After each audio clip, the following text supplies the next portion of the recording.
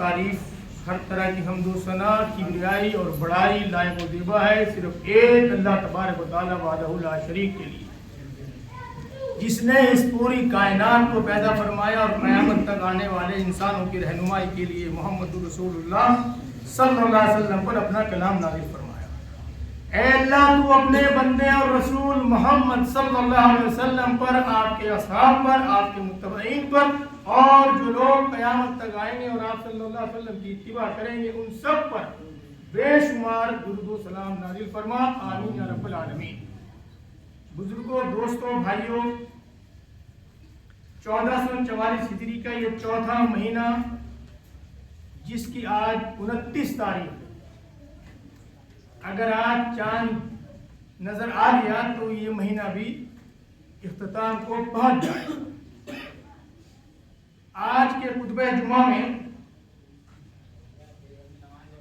जिस टॉपिक पर मुझे बात करनी है वो है कतर का फुटबॉल वर्ल्ड कप। यकीनन आप में से कई लोगों के जहन में ये बात आ सकती है कि खुतबे में खेल से क्या ताल्लुक,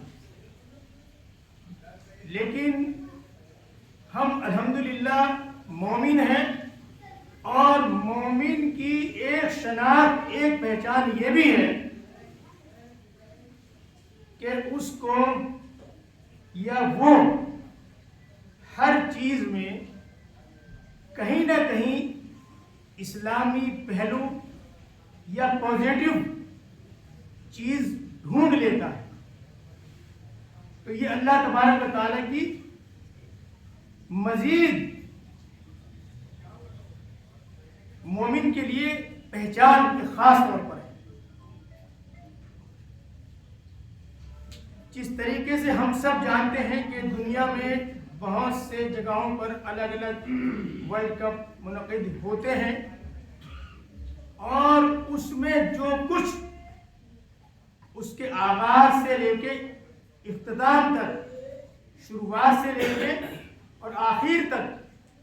जो कुछ भी रंगारंग प्रोग्राम कह लो या कुछ भी कह लीजिए आप, उसमें जो कुछ होता है, जिस तरीके से उरियानियत और फहाशी और बेहयाई का मुजाहरा उसमें किया जाता है, उसको जरूरत नहीं है बताने की। आप जितने लोग यहाँ मौजूद हैं और जो मौजूद नहीं हैं, वो सब अल्हम्दुलिल्लाह स्मार्टफोन इस्तेमाल करने वाले हैं ज्यादातर, और जब वो स्मार्टफोन इस्तेमाल कर रहे हैं तो वो खुद भी स्मार्ट ही हुए। उन्हें खूब मालूम है इस तरह के प्रोग्रामों में किस तरह की तफरीह की जाती है, किस तरह की तफरीह लोगों को मिलती है। उस नहैये से अगर हम देखें तो कतर का ये फुटबॉल का वर्ल्ड कप जो मुनक़िद किया गया है वो अब तक सबसे मुख्तलिफ है, मुनफरिद है। आप किसी भी नहैये से उसका अंदाजा लगा लीजिए। कतर में जिसकी आबादी सिर्फ और सिर्फ 30 लाख है, जिस शहर में आप मौजूद हैं आगरा, उससे भी कम आबादी, तो सिर्फ 30 लाख का आबादी, और दुनिया की आबादी तकरीबन 1.5 अरब। उस 30 लाख की आबादी वाले ने 1.5 अरब दुनिया को यह पैगाम दे दिया कि हम 28 दिन तक अपने दीन को छोड़ नहीं सकते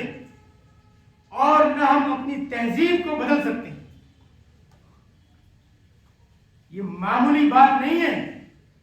ये पूरी दुनिया के इंसानों के लिए एक बहुत बड़ा पैगाम है, खुसूसी तौर पर मुस्लिम ममालिक और अमूमी तौर पर दुनिया के बाकी ममालिक, कि हम 28 दिन तक, ये तारीखी अल्फाज में समझता हूं, रिकॉर्ड में रहेंगे। जब तक दुनिया कायम है रिकॉर्ड में रहेंगे कि हम 28 دن تک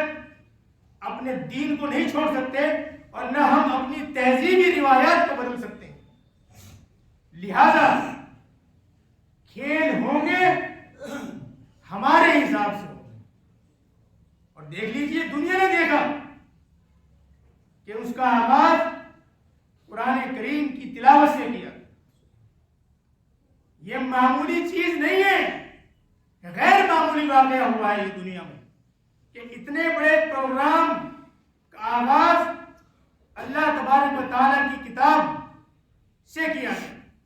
یہ بہت بڑی بات ہے. اور اسی کے ساتھ ساتھ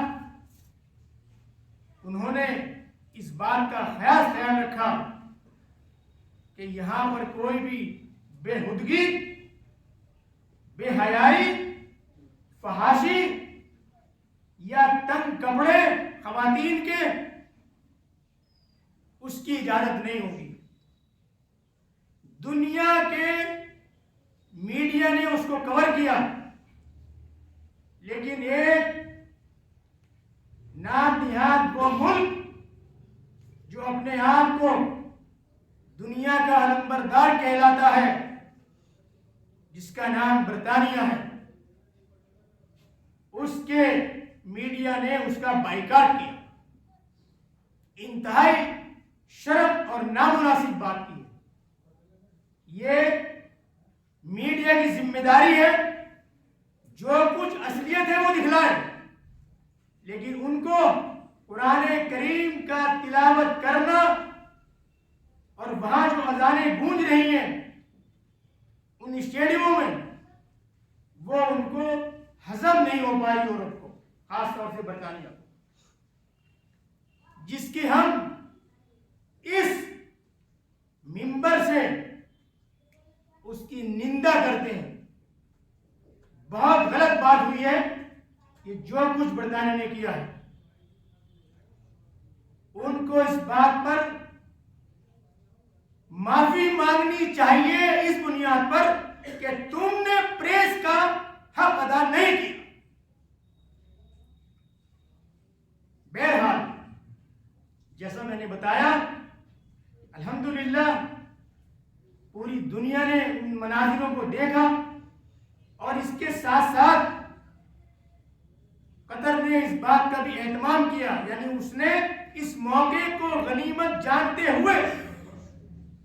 آنے والے لوگوں کا، اپنے مہمانوں کا، چاہے وہ کھلاڑی ہو یا شائقین ہو، دیکھنے والے ہوں، ناظرین ہوں، ان سب کے لیے اسلامی تعارف کے باقاعدہ پروگرام رکھے، جس میں دنیا کے مانے جانے والے علماء اکرام وہاں لوگوں کو تعارف پیش کر رہے ہیں کہ خدا کا کلام یہ ہے، نبی اکرم صلی اللہ علیہ وسلم کی حدیث یہ ہے، تعارف پیش کیا جا رہا ہے. تو انہوں نے اس موقع کو اسلامی تعارف کے لیے اس میں ذرائع پیدا کر لی. یہ ہے وہ مومن والی بات جس کو ہمیں ہائی لائٹ کرنا چاہیے. میرے اور آپ کے لیے اس میں کیا پیغام ہے، میں اس پر بات کرنا چاہتا ہوں. جس طریقے سے اس 30 لاکھ کی آبادی نے پوری دنیا کو اپنے سامنے گھٹنے ٹیکنے پر مجبور کر دیا اور یہ کہا کہ نہیں، ہم اپنے دین کو نہیں چھوڑیں گے. اب مجھ سمیت جتنے لوگ یہاں موجود ہیں اور جو سن رہے ہیں، وہ میں صرف ایک مثال دوں گا کہ ہم سب الحمدللہ اسی دین اسلام کے ماننے والے ہیں جو اللہ تبارک و تعالیٰ نے جبرائیل علیہ السلام کے ذریعے محمد رسول اللہ صلی اللہ علیہ وسلم پر نازل کیا. وہی دین وہ مانتے ہیں جو قطر کے روح رواں ہیں، جو وہاں کے ذمہ دار ہیں، جو وہاں کے اقتدار اعلیٰ ہیں. اسی دین کو وہ مانتے ہیں، اور جس دین کا انہوں نے ذکر کیا کہ ہم اس کو نہیں چھوڑ سکتے، وہ وہی دین ہے جس کی میں بات کر رہا ہوں، جو میرا اور آپ کا دین ہے. اب میں یہ پوچھتا ہوں کہ جب ہمارے یہاں کوئی بھی شادی بیاہ کا مسئلہ آتا ہے یا کسی مرنے جینے کا مسئلہ آتا ہے یا کوئی اور چیز ہوتی ہے، ہم کبھی سمجھانے کے آگے جھک جاتے ہیں، کبھی اپنے بڑوں کے آگے جھک جاتے ہیں، کبھی اپنے رشتہ داروں کے آگے جھک جاتے ہیں، کبھی سماج کے آگے جھک جاتے ہیں، اور جو دنیا میں چیزیں ہو رہی ہیں ان کے آگے ہم گھٹنے ٹیک دیتے ہیں اور شریعت کو ہم اٹھا کے ایک طرف جیسے رکھا ہوا ہے قرآن کریم سب سے اوپر ایسے رکھ دیتے ہیں۔ ہم بھول جاتے ہیں کہ ہم دین اسلام کے پیروکار ہیں، ہم نے نبی اکرم صلی اللہ علیہ وسلم کا کلمہ پڑھا ہے،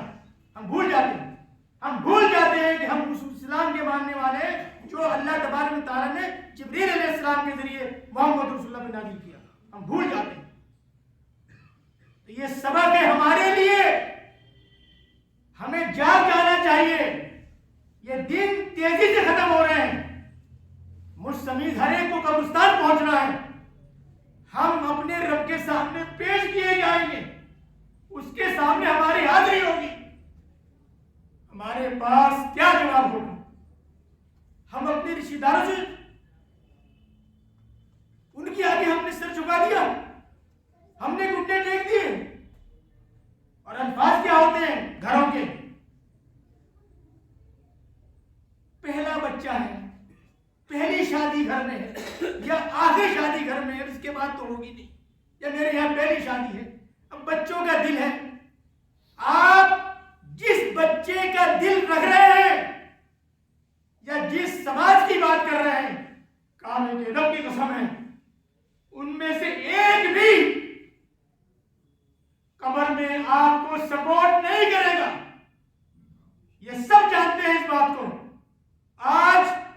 میں اس منبر رسول سے یہ بات اپنے لیے بھی اور آپ سب کے لیے بھی کہہ دینا چاہتا ہوں، اللہ کے بندو، جب تک سانس ہے،